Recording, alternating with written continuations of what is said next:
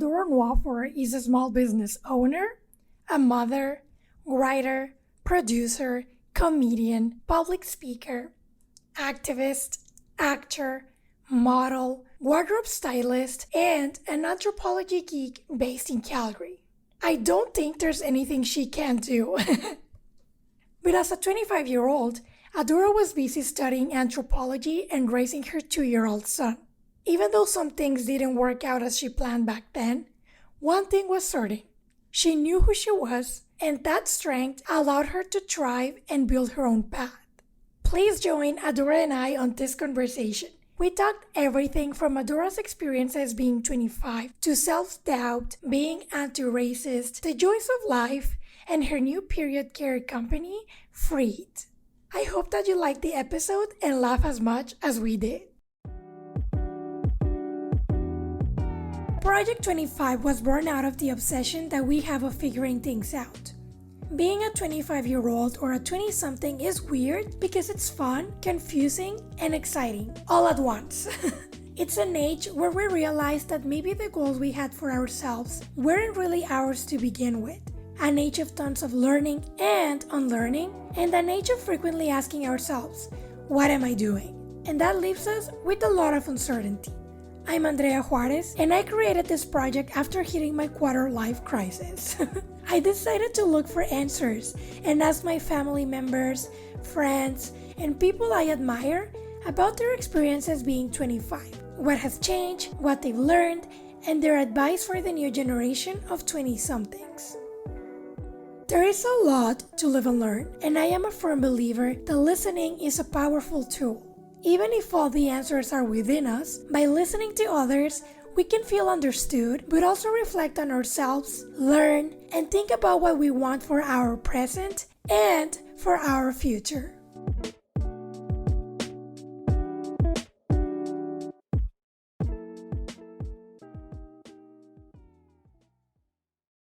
Thank you again, Adora, for being here and for your time. I'm very excited because we chatted earlier last month. So I wanted to start off by asking you, what's your age and your title, or how would you describe yourself? My age is 46 as of taping, but in 23 days, I will be 47. My title is writer, producer, host, ... And what was the last question? How do I see myself as a writer? Like how would you describe yourself besides your titles? Yeah, I would describe myself as the awkward Amazon goddess next door. I love that. And by the way, so are you a Sagittarius? I am a Sagittarius. That is awesome. So Adora, I want to ask you, so this is like the main question, I guess, but what did you do when you were 25? Were you in school or were you working, or what did you do in your free time? I was in school full time. I was at Mount Royal College. Ooh, way to date myself.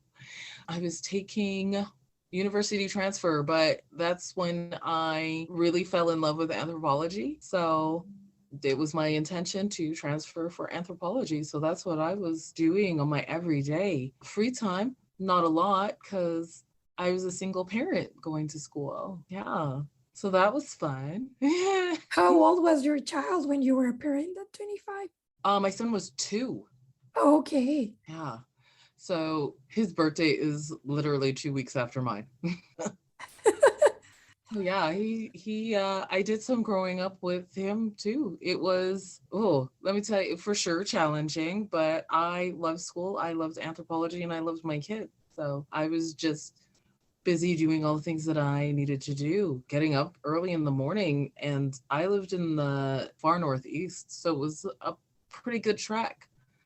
My son went to daycare every day, and we pretty much loved the daycare. Part of why I advocate for some of the things that I do in the world, because my son's daycare director, like I knew personally, they had taken care of me when I was young.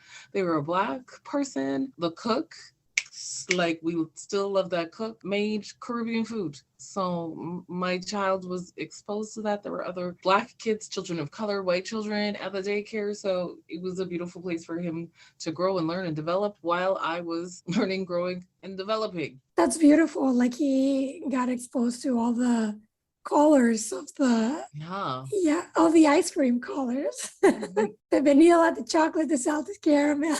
all, all kinds of people, all kinds of like cultures, all kinds of even like classes of people, like middle class, low class, mid to high class, all kinds of kids. And we also knew ourselves within the community and the culture and church, like so many layers in that one room. It was I don't think it's there anymore. And it's a shame. Yeah. Yeah, that reminds me of my school from when I was in kindergarten to high school. It was like that too. Like my school was huge. So yeah, like all kinds of classes. But this was in like Mexico. But it was just a great diversity of like I wouldn't say like cultural like backgrounds, but like all kinds of families and kids. And I loved that, just being able to have that community that was so different and being able to connect With and so being many. exposed to so many different lifestyles. Exactly that. That's why I love anthropology, and that's why I keep showing up with people, because they have not convinced me quite yet to. They're trying me, but And Adora, so you were really busy at 25, and yeah, like from what you're saying, I'm sure that it wasn't easy. Like you said, it was challenging because having a kid is a huge responsibility, right? yeah, But I really loved what you said about growing up with your child, right? So I yeah. wanted to ask you, what did you think when you were 25? So did you have a vision of the world, or you mentioned church, so did you follow a religion, or did you have a big belief like a mantra or something? Who? When I was 25, I believed that I was going to change the world, and I had no idea how I was going to do it. It probably wasn't at the forefront of my mind, but I definitely knew that I was doing things differently than the majority of people that I knew. And I wanted that to be like regular. Just like we all don't have to do the same thing. And I'm going to find out why I'm different and why that makes a difference.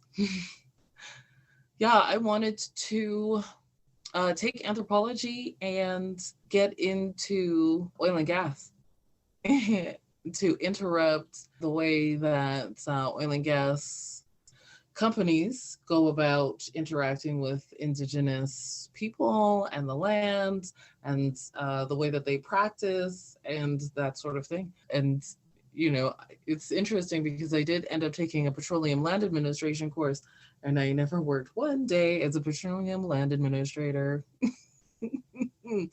But yeah, I was definitely deciding that, as I had always, that the world was not going to tell me how I should exist, but also like pushing back on the things that I had done that I thought were normal and typical. For instance, like you were saying, church, I was a Seventh-day Adventist growing up. And by the time I was 25, I was no more. So I was excommunicated from the church because I had a baby. Yeah, they didn't ask me if I had premarital sex. They didn't ask me how it happened. They just knew that I had a baby and kicked me out. Oh my God. Yeah. And you know what? Point of pride. Because if nobody asked me, that means that nobody cared. Yeah. So you can see their true colors. You see their true colors. And I 100% had premarital sex. But like, let's have a conversation about it. If this is supposed to be about community, you should be talking to the people who have been in your community. And so I was pretty salty about it, but I also felt like I was a good person, and I had gleaned many good things from church. So how can I mitigate this? And it probably wasn't, front of mind at that time, at 25, but I do remember feeling very objectified, and then just leaving one day, my son said to me, who's been a long time since I thought about this. Somebody said to me that I was fat. And my son asked me, Mommy, why are they saying that? And I said, well, because I'm a big person. And he was like, they're saying it like it's not good. Like he did not say all those words, but I could see in his face like confusion. And I was like, nope, he will not be fat. No, that's not okay, because my son is biracial. So he already does not exactly match the color that I am. So people will separate us from being a family. Because I'm a single parent, people will separate us from being a family. And because my son does not have his father's last name, and because he is my child, we are family. But he doesn't have to have his father's last name. I was just talking about this the other day. Yeah, that man should ask me if he's allowed to put his name on my child. That's what they should be asking in the hospital, not me asking that man if I could use his name for this is my baby. Yeah, no. That's my You child. carried him for 9 months. That's right. I know where he came from. I know what's going on. If you don't believe so, well, then that means you weren't in the bed. Oh, you were in the bed. So yeah, now that I think about it, I was probably mature beyond what a 25-year-old, a typical, 25-year-old would be. But at the same time, I was finding out who I was outside of this very, I don't want to say rigid, but definitely laid out version of, life.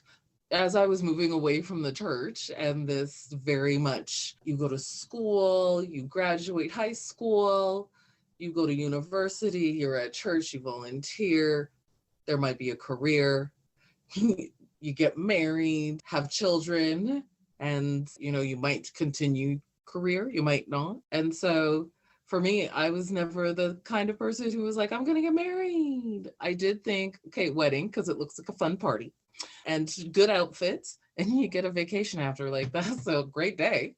Married, whom the people that I wanted to marry didn't really want to marry me. So I was very much like, and I was kind of what they call like a late bloomer. Like I didn't really date because I'm giant size. And I was like smart. And I'd be like, no, I'm not doing that. I'll be in trouble. Not a perfect kid, but for sure I was like, this is not worth it for me. So I'm probably still at that place. But yeah, so being an unwed mother, because that's kind of what it was like, that, a single parent, single mom, I was just like, I'm gonna do what's good for me and what I like. And I did kind of still hold on to some of those ideas about going to school, and there's a pathway to success, there's a pathway to comfort. At that time I didn't think it was comfort, but I wanted to make sure that my son had a roof over his head, and that he was fed, and that he had all the things that he wanted. And the days that I could not provide that, I was heartbroken. For the most part, we did great. 25 was decent, for the fact that I changed a lot of things in my life. I left my son's father. So even though we were in a relationship, we did not live together. Things were rocky all the time. I used to say he only changed 8 diapers in 2 years. And I was real salty about it. Oh yeah, he was not hands-on like that. Not to bash him. We were both young. That's the end of that. I see you're like trying to hold back. Like, it's not about him. I didn't want to be in that kind of relationship. I didn't want to be with somebody who made me feel like that. And so that's my responsibility, not his. Yeah, you were So looking I out was for like, yourself. we're done. And this is not good for my child. So I very much thought about how your family and your parents can impact you. And I did not want to be a miserable parent. So I was like, see ya. Yeah, I was determined. School was great. It was doing great. I loved school. I'm a big geek. I want to learn all the time. I did it by myself. I got a student loan and I studied really, really, really hard. And so that was a great time. I met new people. I met new friends. I was driving, this old car that was about to fall apart. I'm like, it was an old cab, and it was propane. So it was cheap to drive. It always turned on, and it overheated all the time. And when I say overheated, like The car would be driving, but you can't turn down the internal heat. So we're all on fire all year round. Yeah. Yeah, I remember that. I drove my friends around. I volunteered at stuff. I think a lot of people would think that I would remember having a really difficult time, and I did, but it could have been so different. I love my kid. My kid loved me. My kid was at my house all the time. If I needed a break, thankfully there were people who were around. Sometimes it was my family, sometimes it was friends. Actually, at that time, my family, not so much. But I got a break because my baby needs a break from me, and I need a break from my baby. Yeah, it was a good time. It was a lot of self-development, a lot of trial and error, a lot of, even though I say that I didn't want to get married, I wanted a relationship. I wanted somebody that my son could look up to and that would hug me because, when I had my son, I recognized that part of the reason that I had him was because I wanted someone to love me. And he did. And I was just like, but it's not your kid's job to love you in all ways. And so I didn't want to put that on him. And so I was like, let's get a boyfriend. Thank you for sharing that. Yeah, I love how you hold on to the positive things. And even in our previous interview, her name is Ana Maria. She was in the podcast. She also had kids when she was 25. And she also mentioned how her community, friends, family, helped her out because she was also studying. So it's incredible, right? The importance of the community and the people who love you or that are around you. It is really important. I will say it was a very small community. I will say that the people who helped me, there's there is an auntie from my son's father's side. I would not have made it. I would not have made it if she didn't literally tell me on the days that I was sick that you're sick, I'm going to take care of your baby. And I could trust her with my child 100% of the time. My family wasn't involved. We would see each other in passing, but they made it really difficult. And it's not that I don't remember, it's that I know who they are and I know who I am. And I knew that I was going to find whatever I needed, whatever my son needed, regardless. And so that's the happy part. That's the happy part is that I did it, I got through it. Somebody helps me. A few people helps me. Sometimes I had to yell. Sometimes I had to be mad, but I got it done.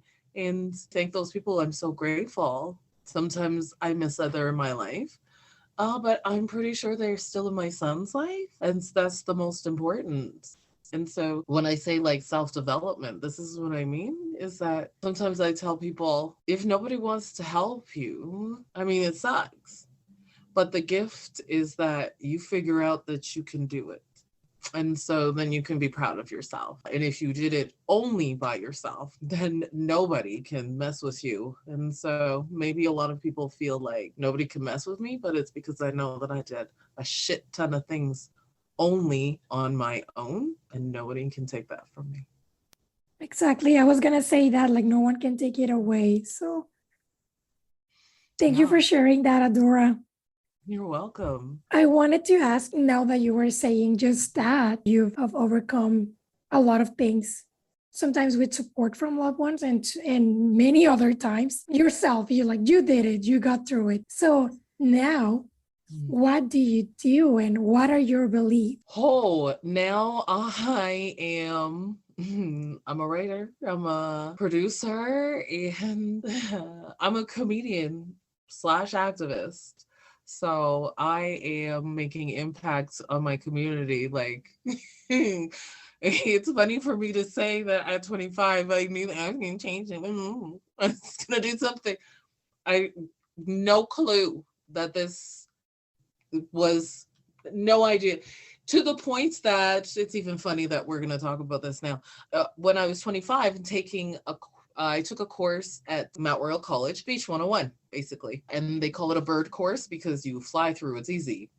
And for me, totally easy. I did I learned a lot in that class. Even though it was easy, I learned so much more than speech. But the dean of speech and theater was my professor, and he pulled me aside one day and he said, I want you to come into my faculty. He was like, I want you to join my faculty. And I said, what are you talking about? And he's like, I want you to take theater or speech or something like and I was like, no, I'm already a single parent. Will my parents kill me? Like, what am I going to do with that? And here I am making speeches at Mount Royal University. So I've been a keynote speaker. I've done comedy. I like, interesting how the world turns theater. Anyways, all that's, oh wow. Yeah. So I would have never thought that I would be here. I would have never thought that I would be at one point in time the person who led the most people in protest in Calgary's history. And so huge gaps of time that people are not protesting, nothing's happening. And I brought that back. I did not mean to trigger the Freedom Convoy. That was not my fault. That's not at all. I did not have one conversation with those people about protesting. Anyways, I've led thousands, at least 30,000 people in protest. I'm president of Black Lives Matter. I'm a comedian, so I get up on stage and sometimes it's 5 people, sometimes it's 5,000, and I make jokes. And I have a show called Living a Creative Life, and you know about that. I host that. I write for it. So everything that we talk about, that is from me. And yeah, I also help to produce that show. So sometimes I'm like, listen, we need more women. We need more trans folks. We need more disabled people. We need more old people. And I'm always saying that. Like, we need diversity and right. Yeah, and people need a platform and a voice, and we need to hear that. And so, yeah, at 25, that single parent, I did not know that she was going to literally be written in newspapers and magazines and et cetera, et cetera, et cetera. I want to ask you though, like, did your 25-year-old self ever dreamed of that? Or like, how did their goals changed? Because you were in anthropology, right? And I think that the dean was basically like, join a class that basically you have to express yourself, like let it all out. So like, I wonder if at 25 you ever saw yourself like as an artist. Wow, these are great questions. And not because I feel like somebody has like tipped you off, but because I'm like, oh, I need all of this stuff. So thank you for taking this journey with me. I was at that point in time, probably closer to a wallflower. And so I did like speak, but it was more like very rigid public speaking, or reading text in front of folks and such. And so it wasn't really about me and what I was creating and what I wanted to say or express necessarily. And I didn't know that that was something I even really wanted to do, but I did know that visually that is the place that I needed to make impact. So I'm 6'1" and I'm dark skinned and a Black woman, and I am giant size. And I'm going to say fat because if you go to the store, you don't find my size very easily. And so I'm plus size, curvy, all the rest of that. And I think it's fantastic. I say fat because fat looks good and it's a size, not a moral failure. If somebody wants to say that, I'm fancy.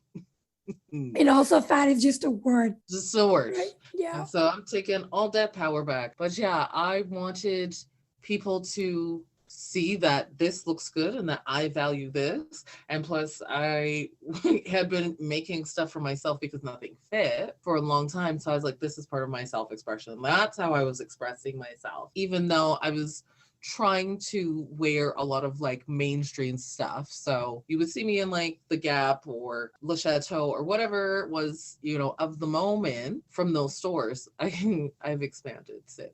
But yeah, I definitely at that time, I wanted to be a model. I wanted to be a model because people told me I was ugly one too many times. And I was like, I have a nose and I have 2 eyes, a nose, and a mouth. And so that is beautiful in whatever configuration. And yeah, I feel like mine is real pretty. even though I don't see myself in the magazines, and I had a lot because I come, here we go, age yourself again. I come from a time of magazines, like hard copy, you have it at your house. And I didn't really see too many people that looks like me, but the people who were there, I was like, I'm at least as pleasing as these folks. And there's more of me. Come on now. And to be honest, I was modeling. I was modeling as a single parent student, and my very first runway, I had been signed at like 20. Nobody wanted to book me. And so by 25, I was plus size. And my very first fashion show, real life, walking the runway, they put me in a corset, which is like lots of hooks. And I had a dresser, but the dresser couldn't get me in for the second pass. And let me tell you, I was so nervous. I was so nervous from the beginning because they just put you in a room and everybody's in the room. And I'm like, is somebody gonna lose their sight because my fat ass is here? Nobody did. But I was like sweating. And like in these moments, you like, for me, I learned about myself. I was like, you're nervous and you're sweating. You're sweating and you have to be calm or else you're going to keep sweating. And I did. But I also got out on that runway and I walked. And even though I was late, my second go around, I still walked. And after all that was said and done, maybe some people were mad. I don't know. It doesn't even matter now. But this man came up to me with his daughter. And she was like, I was also the only Black person there. She said, I'm so happy to see somebody who's different because I'm different sometimes. And she's like, you're squishy a little bit like my mommy. And she's like, and you're beautiful. And I was like, thank you. And I was like, you're beautiful too. I'll never forget that. And like, it's a little white girl. It's beautiful. And her white dad. Yeah. And I think about how people are afraid to come and talk to me, but that's always the person that I am. Like, if you're coming to tell me that I've impacted your life, even if it's negative, we can talk about it. We can do something about it. But for sure, if you're coming to tell me that I've never seen anything like this, and it makes me feel more validated as a person, that's really important because I had too many of those experiences that I never saw anything like myself, and I'm continuing to have them. And so at 25, it was very affirming to be the old fat lady on the runway that connected with this child. And you know what? I continue to be the old fat lady on the runway.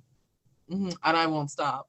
I love that. Yeah, because you're a model too. I don't think you mentioned you were a model at the beginning. But yeah, and the the yeah, model, makeup artist. Yeah, there's nothing that you don't do. I mean, there's things that I do better than others. Yeah. Please don't book me for singing. I can sing. I was in the Mount Royal Children's Choir. We went to the UK. Yeah, I truly have done so much. I can sing. I can sing well. My stomach doesn't like it. I get super nervous. So yeah. Yeah, that is very beautiful, like you said about that. Thank you for sharing that anecdote, especially because as a person who also liked magazines and everything, like you are fed this idea like, oh, this is beautiful. And then when you don't see yourself, then you don't think that you are beautiful, right? So I think that's yeah, it's very important to, put ourselves out there and so people can feel, like you mentioned, like validated and like, and feel like, yes, you belong here. Like, let's try at the very, like, let's try something new. Let's try something different. Might not be for you, might not be for that other person, but you've learned something. I learned so much that day one modeling. Yes, I did. And Adora, I want to ask you now, what has been your biggest challenge and how do you deal with it or dealt with it? Wow. Probably my biggest challenge was self-doubt. Which was only inhibited, which was only influenced more by racism and sexism and all these things that would reinforce that I wasn't good enough. And The 25-year-old me was definitely ready to prove to the world. Even though I was like, hey, this isn't right. I wanted to prove to myself and the world that I knew enough to be able to impact that thing by saying, hey, this is not okay. I didn't just want to do it because it was cool or because that was what was popular. I was doing it because I was like, this doesn't feel good to me. So something's got to be off. And so the self-doubt in like now, because I wanted to be as, genuine and authentic and positive in whatever impact I was making, yeah, I would question myself a lot. But also, I had faced a lot of abuse. And so that I was trying to think like one specific thing. And so probably the thing that had the most impact on my life was I got hit by a car, as in Adora versus Honda. And I'm here today and the Honda is not. So yeah, I'm here and the Honda is not. There's way more many layers to that story now that I think about that. Whew. But that was about 11 years ago. I had more children. So I am now a parent of 3, single parent again, more names, more children with my name. Yes. And that was rough because for the first time in my life, my body was not doing what my brain was telling it, rather than my body doing something and my brain not catching on, because so many years later we find out I'm ADHD. Oh. And so this is why the self-doubt makes sense. This is how I could have been coerced. This is how I was constantly trying to prove, trying to learn, trying to figure out, trying to process, because what I was thinking and seeing and processing, people are telling me something is, and you know what? It wasn't something different. It was that I was processing something different. So, for instance, these 2 things behind me are both blue, but we might only be able to tell that this one's blue, right? And so it wasn't quite that extreme, but this one is navy blue and this one is royal blue. And that's the difference. And I would consistently be like, no, this is navy blue and this is royal blue. And people would be like, no, it's not. That is just one example of a plethora of things that I was like processing. For instance, at church, I was like, every child is a gift. How are you mad at me? Everyone. All the people who are doing the jiggy and haven't had any babies, what you mean? What? Yeah. So yeah, 25 was a lot of that processing, and probably at 25 the hardest thing for me was not getting along with my mom. I wanted my mommy, and she was not able to be the mother that I wanted or needed, and she still is not, but she's still my mother, and we do not have a relationship, which is unfortunate, but I got 3 kids and I get to be their mom, and sometimes my friends show up and do mom things for me. A partner would be really great. Still thinking about that partner stuff. But yeah, the self-doubts I've moved past on so many things. Not everything. But I like to say old is a privilege. So I'm like the old fat model, right? Old is a privilege, fat is a size, and model means I'm really cute. Even if I wasn't a model, I would still say I'm really cute, and nobody can tell me any different. I would struggle sometimes to say that I was beautiful or that I was attractive because I didn't want people to feel like I was saying it to make them feel bad, because people will tell you that. And I'm like, no, this does not make me better or worse. This is just a fact. Yeah, and they're projecting themselves. And also I find that I was reading somewhere that people are not used to people who are confident. So like if you say that, like I'm cute, and like the way that our society operates, right? Like we're not used to people saying that. So that's why sometimes others like immediately like reject that. I'm like, it's confidence, not arrogance. They are often mistaken. Yeah. And it's also because I endured a lot of bullying about the way that I look. And so why should I allow another person body visual like this to like see me accept that? Like, why can't they see somebody saying that this is great, this is good, and, say it as if this is just a thing? Yes, there's times that it's fantastic. There's also times that it's not. But I'm only saying it because in this moment, I'm saying it like the sky is blue, and that's okay. And so I will wear my high heels. I'll wear whatever I want. I will represent myself how I choose because I have done enough work on myself that I know, like, if I make a misstep, for instance, in comedy, I'm the comedian who's like, yeah, you shouldn't just say anything.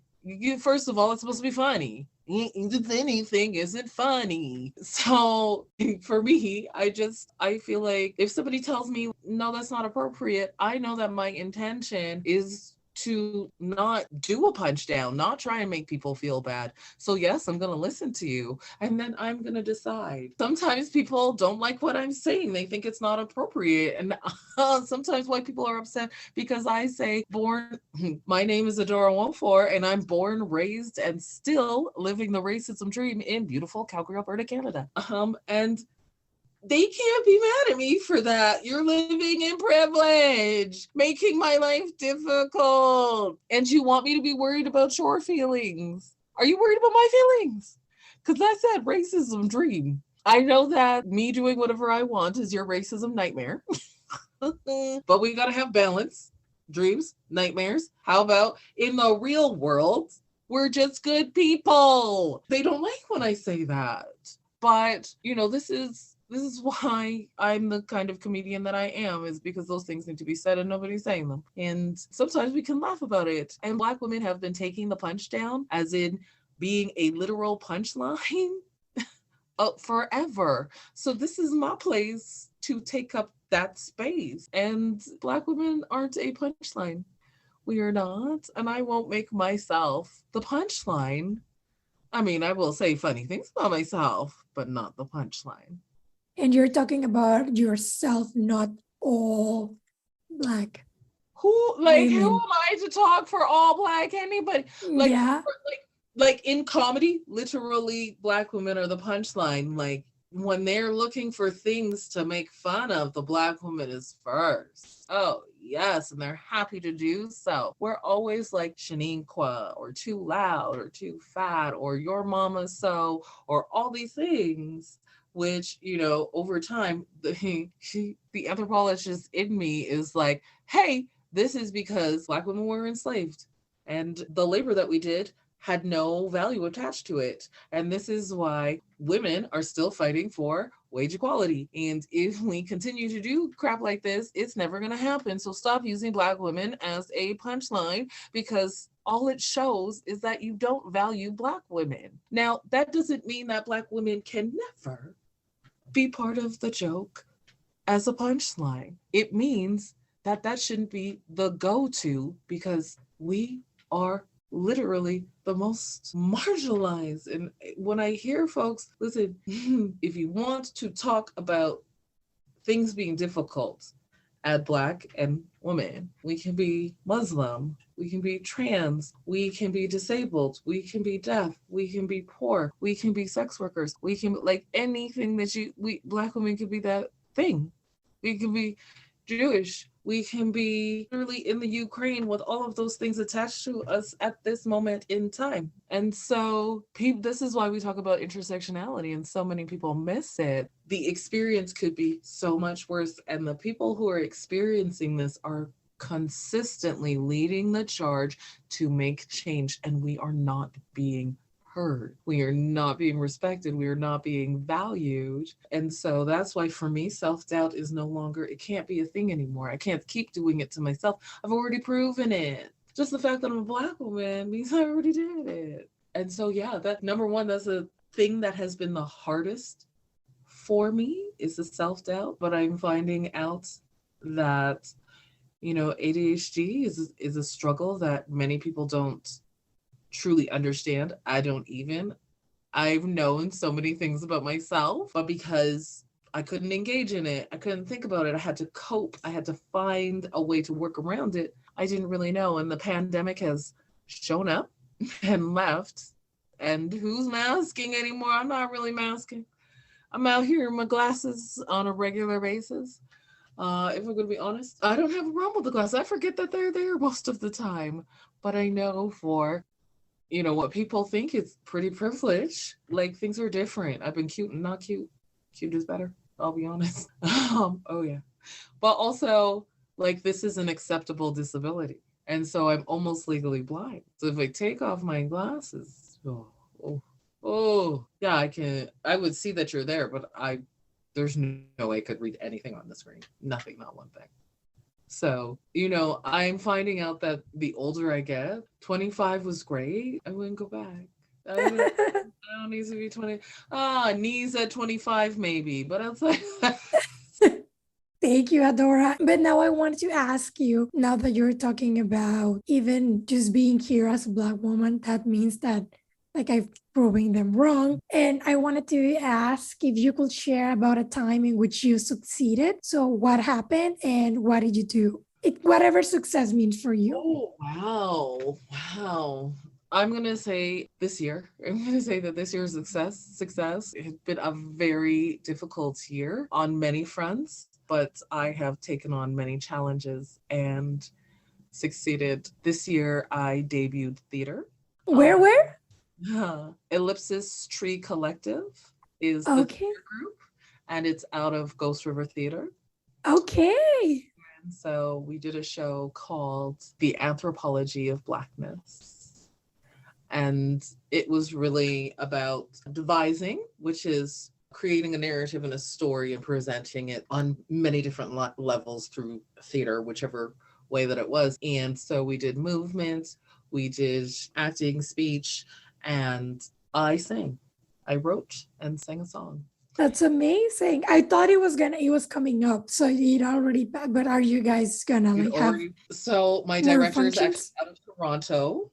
And so they're looking to develop maybe some stuff. I'm not quite sure, but we're friends now. And so we kept in contact, but I had never done live theater in this manner with cast and a crew and lights and camera and signals. And if you don't make your mark, all these things, and then wrote the song and performed it. And so that's a huge success for me because I'm really a dancer. When I was little, I wanted to be a ballerina. And so I danced. I wrote my own script and delivered it. And I wrote a song and sang it. And then in my wildest dreams when I was maybe 8 years old, but I guess I knew something at 8 years old, but definitely at 25, that I don't think that I knew I could use my voice. Let me take that back. I knew I could use my voice, but I wasn't sure if my voice was impactful or valuable. And now I value my voice. So 100% it is. Should I always be using the voice? No. Yeah, I was successful because I was dedicated and I was determined and I worked really hard. And to be quite frank, it was during a time that I was also protesting daily. And so it was heartbreaking to know that I'm living my dream and the world is on fire. The reason that I fight is so people can live their dreams. And so if I don't, it's not fair to me, it's not fair to the world. Exactly. Oh my gosh, no, that's incredible. Like, I love hearing your experience doing that and just, accomplishing your childhood dream.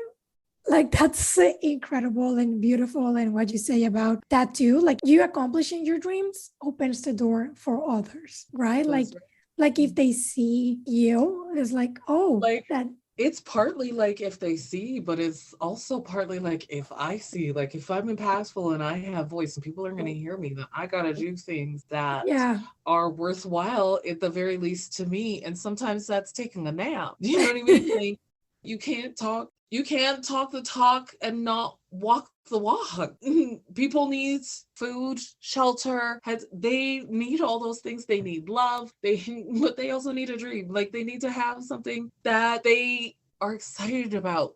every day, whether they accomplish it or not. And then we also need to understand that if I am leading and I don't have the experience or I don't know something, then it's missing something, and we got to find, that other part. And so that's why I share my experience more than anything else, because I don't have a degree in rocket science. So there's no need. There's no need for me to talk about that. I talk about things that I know that are impactful, that I'm sure about. And when I'm not sure about, I go and find out. Yeah, that's amazing. Like there's this quote, and I guess it applies to speaking and everything, that says like, write about what you know, right? Exactly. That is exactly right. What you know. And so speak what you know, dance what you know. But here's the other part to that is, if you don't know, go find out. I love it. And Adora, now can you share a time in which you failed? So what happened? How did you handle the situation? And what did you learn? So it can be anything, something huge, something small, with work or family or friends, or something that can be anything. Here's the thing is that in my mind, I probably think fail, but in the world, I'm like, I learned something. And so probably I was in a comedy competition. I didn't like where I placed. And the host sucked. The host could not get a laugh, like literally not one laugh. And so contestant number 1, 2, nothing rough. For comedy, you need a warm crowd.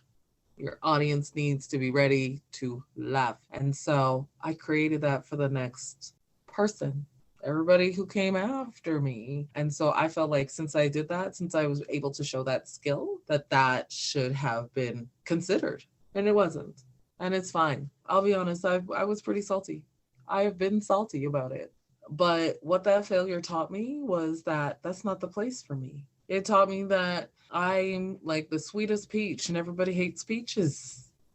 It's taught me that literally these people don't value me, even though the whole room was laughing.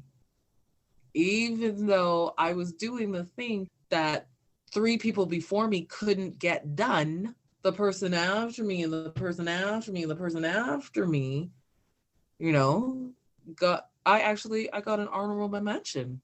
So they knew, but they didn't want to give it to me. And those places aren't for me. And it took me a really long time to learn that lesson and to understand that it's more of a lesson than it is failure.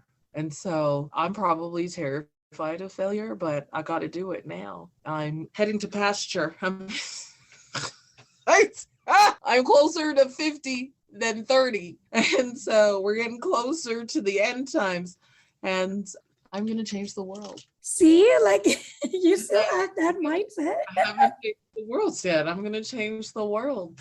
And every time somebody tells me you're part of the reason, Western Canada, they weren't talking about racism. They weren't having an anti-racism conversation.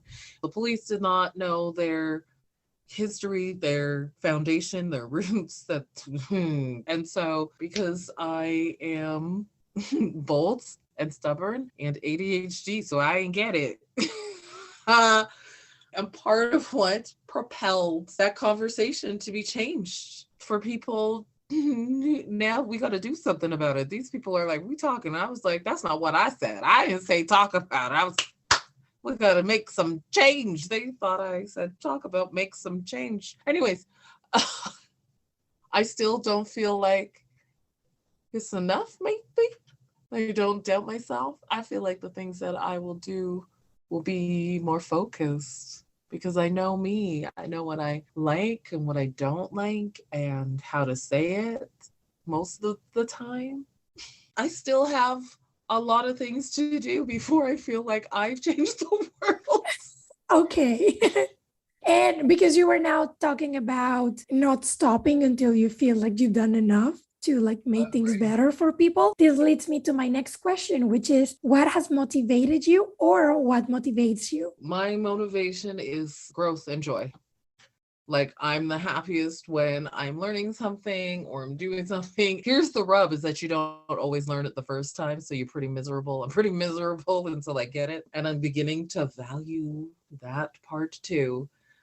But yeah, I'm motivated by self growth. Like, I want to see what I can do. And like, sometimes the self growth is knowing, sit down, take a break. It's time for somebody else to take that over. Like, I'm going into my business phase of my life and creating things that I feel like are going to make an impact on my legacy, my children, and these articles that are written about me.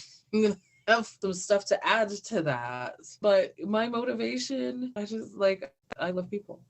I get real frustrated. I'm an extrovert who's introverted, and yeah, I just want to see people happy and joy. Like, I love happiness, and I feel the most at peace when I know that I did my best. Thank you for saying that. Yeah, and like you radiate that love. Like it's so easy. We can all do that. And I feel like if we all do that, we will be the best, whatever it may be. And do we need all these labels? Okay, maybe we do. Maybe some people like that. Maybe we don't. But I feel like we're still going to get a scientist. We're still going to get a doctor. We're still going to get somebody in space. We're still going to get somebody who is like organizing our lives and the earth and garbage. And, like, it takes all kinds of people to be here. And then imagine how many more things we would have if folks got to, express themselves freely. yeah, and if they all got the same opportunities. Yeah. Yeah. Well, I guess we're going to find out. Yes. And Adora, I want to ask you, you were saying that self-growth motivates you in people. And you mentioned that you are a comedian, activist, writer, producer, model, mom. So I want to ask you now, what are your goals or plans for the future? Ooh, good question. I finally have an answer. I'm starting a small business. My small business, it is going to be personal body care products, and really the sort of outdated traditional term for that is feminine hygiene. And so it is for people who have menses or incognitants. And yeah, so young people, older people. I also want to talk about how gender is not always at play for this, and it's not always what we have traditionally thought. So there are men who can have a period. It's okay. It's okay. It's okay. We're just like, this is not the moment to have the fight, but we're going to start talking about it in the world, because it is so important to include different kinds of experiences into whatever we're doing. And so for me, I know how many times I've been misgendered, and I have a whole lot of privilege in that. And so I want to make sure that period poverty is ended. I want all genders to be able to take care of their bodies and not feel shame. I want different options, because not everybody has access to clean water. I was, like having your period can be as painful as a heart attack. We need to talk about these things. We need to talk about these issues, and it needs to be done with care, concern, and with experience.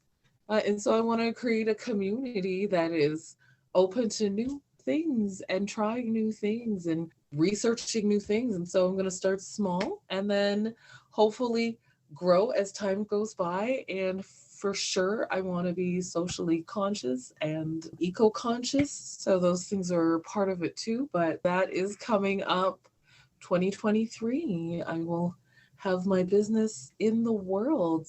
At this moment, it is called Freed, Bloody Right. Okay, so it's a FREED? Yes. Okay, I love it. So it's next year. Do you have like a month yet, or do you have a website yet that we can share?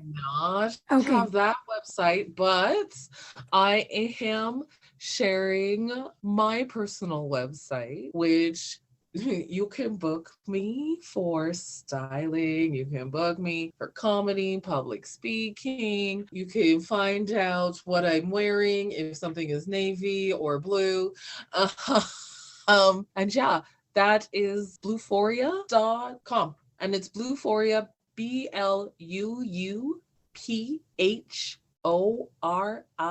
Okay, I'll put it on the episode description. And so, yes. And so, like, if you want to book me for comedy or public speaking or an anti-racism consults, because number one, I know about that stuff. Number two, anthropologist's point of view. Number three, I know about Calgary. I know about Calgary, people. You lived here 47 years. 47 years in Calgary. And so there's so many things that have happened that people don't know or understand. And for instance, there used to be like a golf club that did not let Black people in while I was still alive. 1986 was when they stopped. Yeah.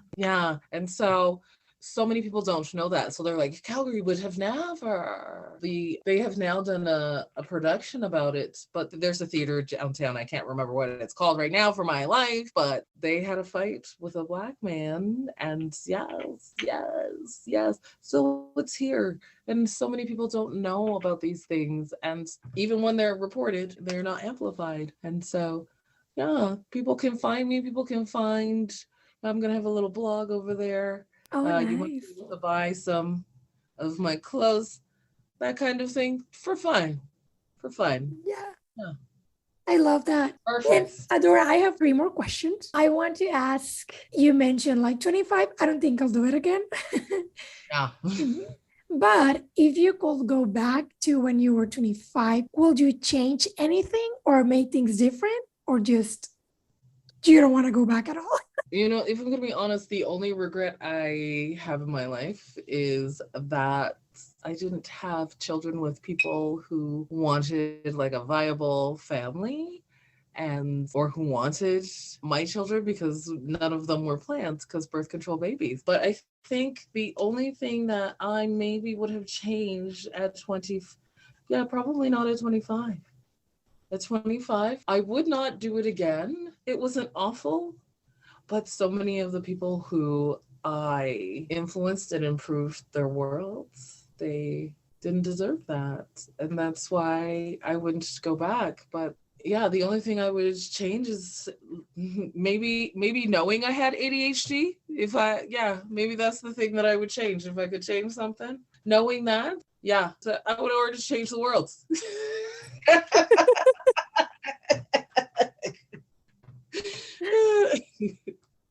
And now that you're saying this, what advice do you have for today's 20-something? Or because you just said, like, I wish I knew I had ADHD. So what advice do you have for today's 20-somethings? Yeah, go find out if you have ADHD. Actually, after our conversation, I'm like, I wonder if I have ADHD. Maybe I should get checked, because I mean, like, if you think it's going to be helpful, great, right? Some people don't need that, because some people's families, they just had an idea, and so did we weren't so much. So the advice that I would have for folks who are 25 is that, life comes at you fast, and you never know what it's going to be. So enjoy this time, enjoy this moment. It's never going to be 25 again. No matter how many times you think about it or you watch that video, it's never going to be 25 again. And so that might freak some people out. And so to add to that, like, it gets better. And that's why I'm like, I don't need to go back to 25, because it got better. I knew myself more. I knew what the world was about more. I knew what I wanted to do more. The knees did not get better, but I'm working on it. But yeah, you're only 25 once. And no, you are not a child, but that's the beginning of you being an adult. And so enjoy it. Take time to enjoy it. Make some mistakes, probably not the ones that are going to end the life. Make sure you double check when you're bungee jumping. But yeah, take those chances, because you're never gonna live this moment again. That's for everybody, but 25 for sure. Know that old is a privilege. And so you don't have to freak out now. You don't have to have it all figured out. I'm guaranteeing you there are 60 and 75-year-olds who don't have it figured out at all. So if you make some mistakes now, you'll probably figure out some stuff. Figure out the stuff for you before you figure out stuff for other people, which doesn't mean be selfish. Yeah, I love that. Thank you so much, Adora. And I want to ask you, is there anything else that you'd like to share that you think it's important and I didn't ask you? I would just say that the world is changing, and what was 25 years ago and 50 years ago is not what it's going to be in the next 25 years. And so understand that when you're now looking back at your 25, how are you going to see this person like the 50-year-old? And that doesn't mean like you figure it out or anything like that. It just means that if it doesn't look the way that you thought it was going to, it's okay. Probably better than what you thought anyways. Yeah, it's probably how it was meant to be, right? Yeah. Oh, that's amazing. Yeah. Thank you so much, Adora. It was lovely to see you again and like chat with you. And hopefully, yeah, we can catch up and meet another time. For sure we are. Thank you very much for listening. If you like the episode or you think it'd be helpful for someone you know, I encourage you to share it. This way, you're also supporting the growth of this podcast. If you're someone or know someone who would like to share their experiences being 25, you can reach me at andrea.project25@gmail.com. You can also follow Project 25 on Instagram as project.xxv. So that's 25 just in Roman numbers. Thank you again for being here. I hope that you have an amazing rest of your day. Bye-bye.